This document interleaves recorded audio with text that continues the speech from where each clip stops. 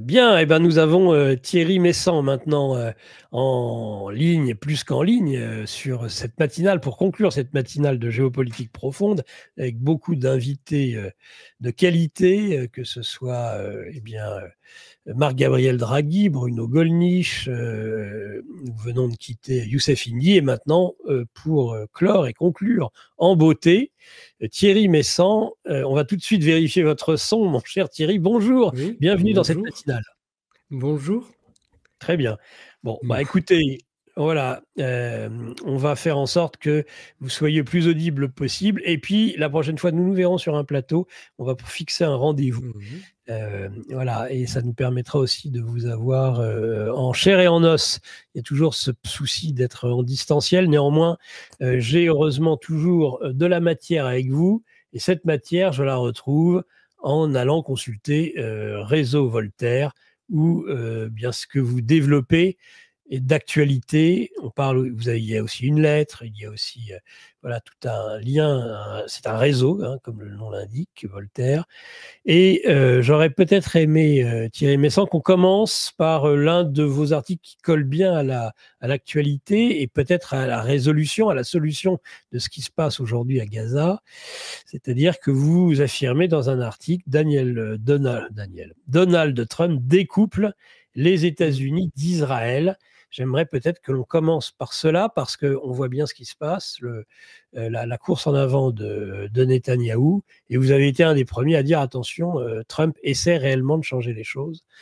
Et parmi ce qu'il cherche à changer, on parlera ensuite peut-être aussi de la volonté d'en finir une bonne fois pour toutes avec l'impérialisme américain, selon vous, de Donald Trump, mais peut-être déjà commencer Mhm. par le dossier proche-oriental. Oui, alors d'abord, cet article, ça fait déjà presque 15 jours que je l'ai écrit. Oui. C'était pour expliquer que Donald Trump faisait évoluer la position des États-Unis sur l'ensemble de la question moyen-orientale.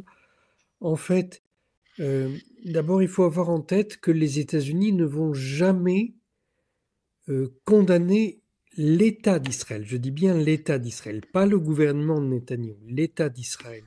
Parce que dans le mythe fondateur des États-Unis, il y a un parallèle entre ce que sont les États-Unis et ce qu'est devenu l'État d'Israël, puisque, vous savez, le jour de Thanksgiving, on célèbre les pères fondateurs, ces pèlerins qui sont venus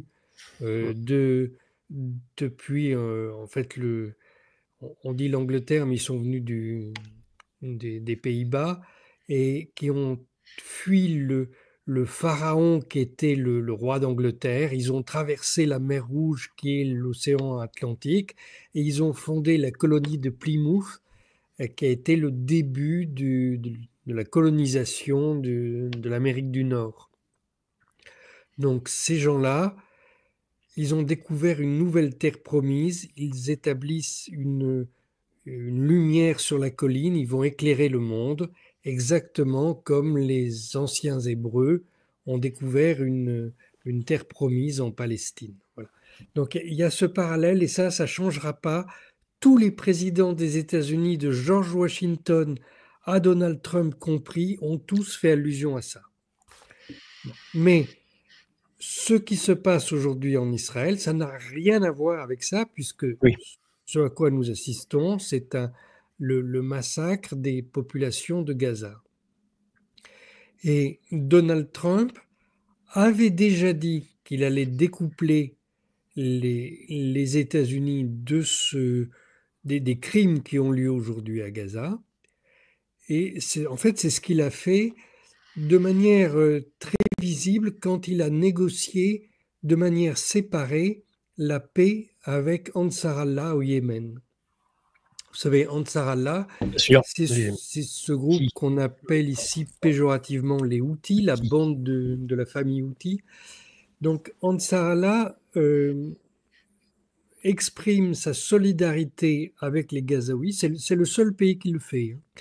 Exprime sa solidarité avec les Gazaouis en attaquant les navires israéliens qui passent en mer Rouge à portée de ces missiles.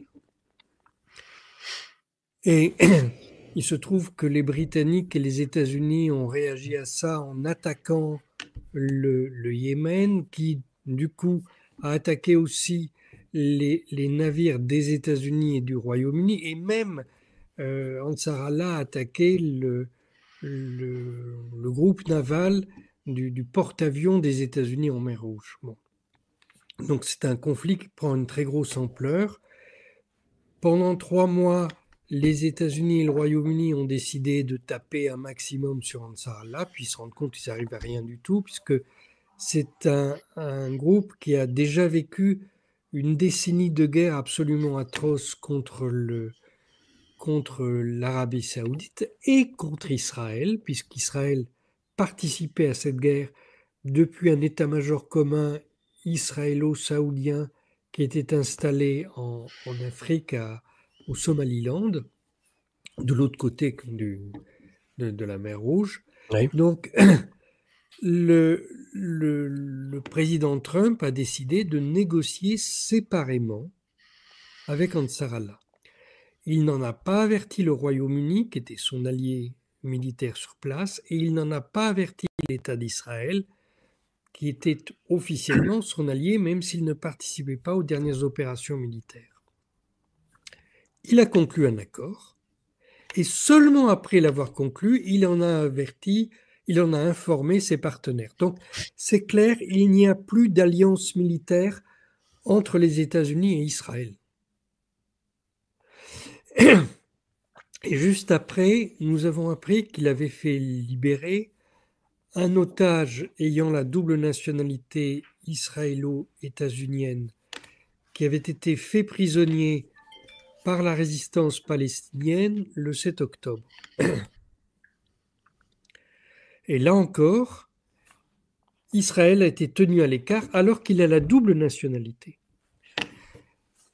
Lorsque cet otage a été libéré, Benjamin Netanyahou l'a eu au téléphone, l'a invité à venir le rencontrer à Jérusalem et l'otage a refusé.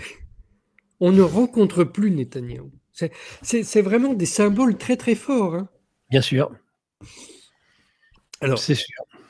L'affaire ne va pas s'arrêter là parce que maintenant, il faut définir les liens de l'armement israélien et de l'armement états-unien. Jusqu'à présent, il y a 4 stocks d'armement états-unien en Israël. D'accord. Et traditionnellement, quand Israël lance une guerre, il se sert directement dans les stocks. Dans les stocks des États-Unis. Alors, bien sûr, il faut avoir une autorisation du Congrès pour pouvoir faire ça. Mais les dernières autorisations sont assez vagues et Israël peut encore retirer de l'armement. Alors, est-ce que retirer de l'armement, il pourra toujours le faire dans un mois? Ça c'est autre chose. Et moi, je pense qu'il ne pourra plus. Voilà. Mais par exemple, pour frapper les installations nucléaires iraniennes, par exemple? Non, mais ça me paraît absolument hors de propos. D'accord. Les Israéliens n'ont pas la possibilité d'entrer en guerre contre l'Iran parce que là, les États-Unis diraient bon, on laisse les Iraniens se débrouiller avec vous. Hein. Et nous avons tous vu lors des échanges de tirs qui ont eu lieu il y a quelques mois que les Iraniens ont quelques armes qui peuvent atteindre Israël, alors que les Israéliens doivent amener leurs avions à proximité de l'Iran et se retirer après. Et il n'est pas sûr qu'ils puissent faire ça comme ils l'entendent par la suite, puisque quand ils l'ont fait la dernière fois, ils étaient soutenus par l'OTAN. Mais là, si l'OTAN leur dit débrouillez-vous tout seul, c'est pas sûr qu'ils y arrivent.